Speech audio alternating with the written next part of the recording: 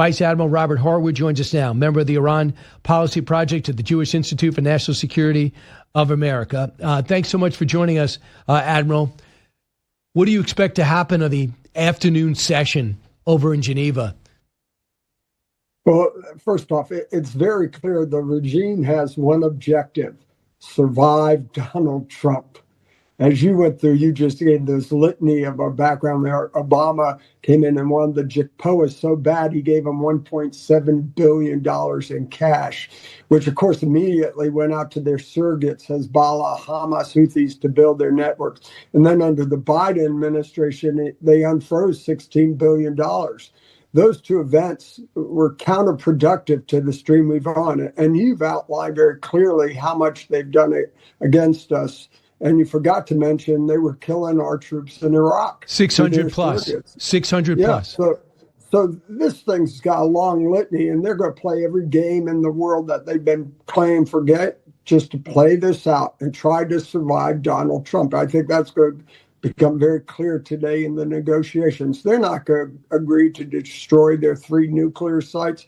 They're not going to deliver all the enriched uranium. They're not going to agree to zero enrichment. They're not going to agree to minimal sanctions where we proved all this out. And then, they're going to have to close their new facilities in Pixax and Isfahan. So they're not going to agree to all that. And that will play out here in the next few days, setting the stage for Trump to respond.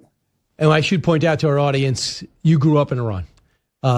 Pre-revolution. And so you have a real sense of what it could be like. They're a well-educated society, very sophisticated.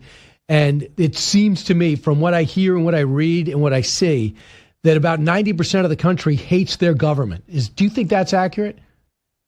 Yes, I do, without a doubt. I hear it from all my Iranian friends in the country. I hear it from Iranians I run into. They're fed up.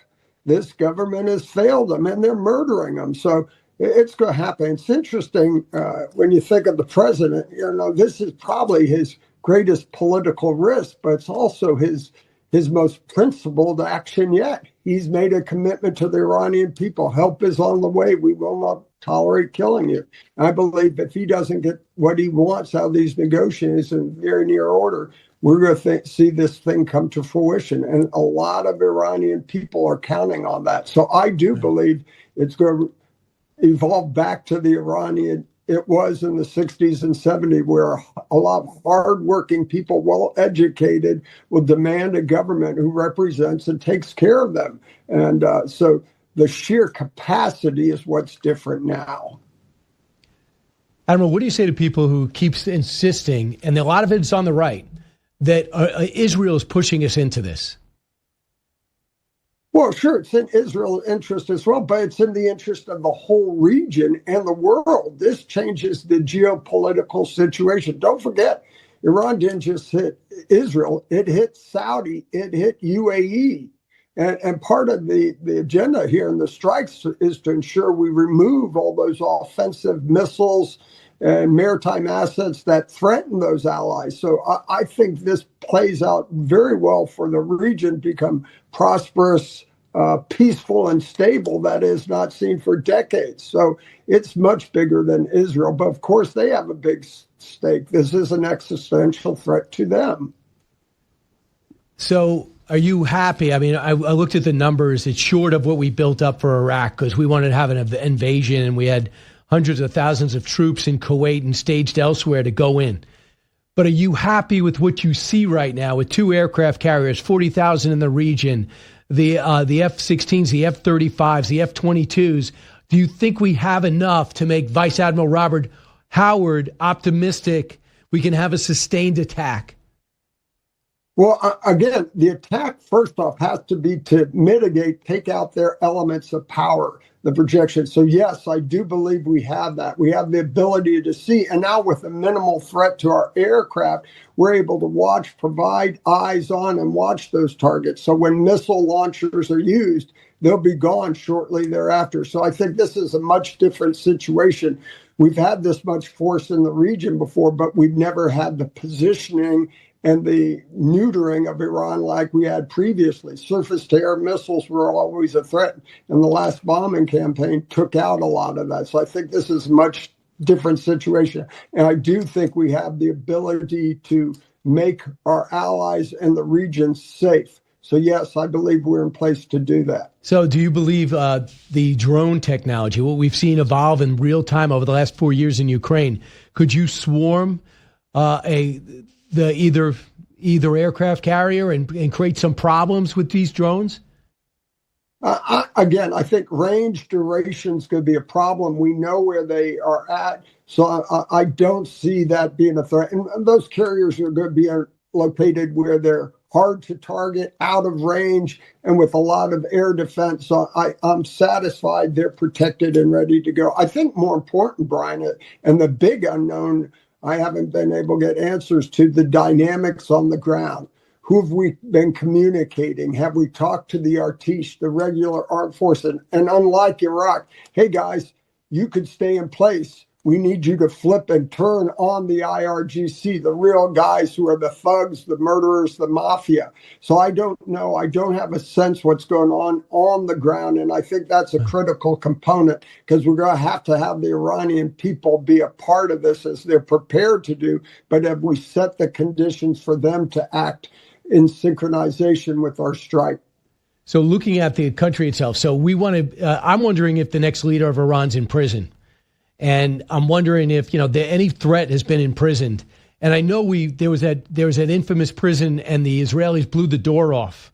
And that's as close as they got. And knowing the Israelis and the Mossad and their intelligence, I'm wondering if the next leader could be let out.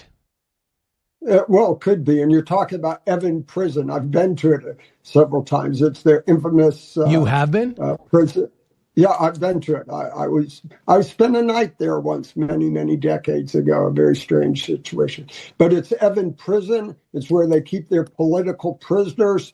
And again, they have good intelligence. So it very well could be that one of the dissidents who's going to rise up to be a leader could be part of the solution. So I got to believe all that networks are being energized, communications in place, coordinations in place, and we're starting to get a sense of what comes after this regime. Vice Admiral Robert Harward, our guest, now retired, but he's a member of the Iran Policy Project at the Jewish Institute for National Security of America. So I don't know the makeup. I guess there's 90 million people in Iran, but they say right now, I was looking at the Institute for Study of War, they said they're planning for a post-Iranian regime reality. A newly established coalition of anti-regime Kurdish organizations outlined a vision for the administration and the Kurdish majority. Well, as we break up into ethnic groups, we got a little PTSD from Iraq. Is there a sense that the ethnic groups will divide or combine if there is a void at the top? I'm not concerned about either. I think they're going to coordinate. Everybody's going to be enthralled with this opportunity and work together. And each will identify roadmaps or opportunities. But I think that's where U.S. leadership's going to have to step up to the table and be a part of that, of what comes next when that opportunity. And those in Iran already have a sense of what they want and look. So again, that's part of what I don't have visibility on, but I got to believe and know those conversations are occurring now. But again, I don't think anyone wants to be identified because of the risk inherent until we have a triggering event which flips this thing on its head. So I think all of them, and again, don't forget we're not talking about tribes here. We're talking about Persian, a culture and countries that's been in existence for 2,500 years, almost 2,600 years.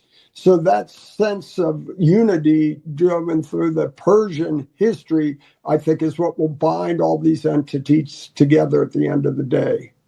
So, yeah, I mean, it's not going to be like the Venezuelan operation. So there's a worry. The president's got definitely a worry about casualties. People should understand, too, what you brought up Saudi Arabia. Remember, it was about 10 years ago when the Houthis started bombing Saudi Arabia. And then Saudi Arabia put an embargo on, and everyone's saying how cruel they're being. But guess who financed the Houthis? The Iranians, to harass Saudi Arabia.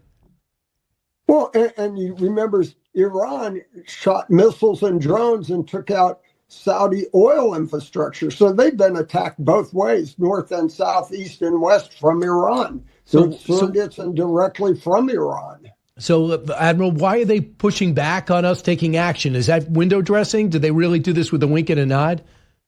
Well, they want to make sure they're not at risk. If Iran knows they're going down the tube, they're going to take as much damage as they can on UAE, Qatar, Saudi. So that's what they're concerned about. They want to make sure they're protected. Do they have enough air defense on their own, or do we have to support them?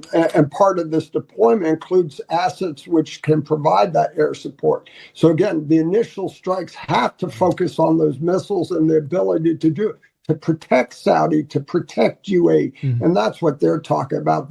They are not in favor in strikes if it puts them at risk. So we almost have to provide guarantees that we can protect them from these strikes. Does it bother you that both the UK and France said you can't use our bases? Starmer Command said this could be, if you take military action, it's an illegal act. I'm personally offended by that. I think that's short-sighted. Yeah, I think it's short-sighted, and their history indicates just as much the threats that are relevant to them. So again, once this thing starts, let's see how that evolves. Again, anyone has lost sight of what Iran has been, the pariah in the region, murdering people, attacking all its neighbors over the last 4 decades. It forgets history, and unchecked with the ability to build a nuclear weapon changes that. It'll make them even more aggressive. So I think action is long overdue, and I'm disappointed by the policies of both those countries. Admiral, if the president says he's got like 4 or 5 options, if one of those options is to take out the Ayatollah, what benefit would that be? What's the risk? Again, at this point, less concern about decapitating the military than decapitating the underlying, the threats and the IRGC. That's right. Those guys are going to go, they're dead men walking already. So, but you got to take out those elements of power that threaten the region and those elements of power that suppress the people. After that, the Ayatollahs are dead men walking. So I'm not worried about decapitating the leadership. This is decapitating everything below it. Yeah, they named a whole bunch of people. Everyone had to name 4 or 5 successors because they know they're going to be killed, and they know the Israelis are going to come after them. They know where they vacation. They know what they prefer for lunch and dinner.